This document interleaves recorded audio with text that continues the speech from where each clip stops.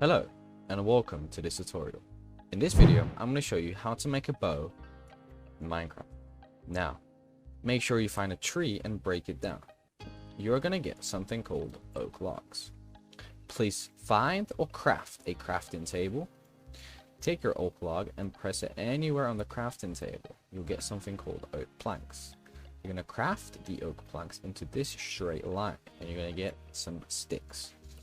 Now to finish this tutorial, you will need to find a spider. A spider can be found late at night or anywhere without light, like caves.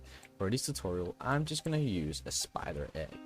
But this procedure stays the same when you find a spider in a cave. You will need to kill 2 or 3 spiders, depending on how lucky you are by getting strings. Some can even give you 2, some can even give you 1, but some could give you none at all. So by keep killing, you're going to have a higher chance of getting the strings that you need. For this tutorial, I only need 3. Take your sticks and put them into this shape.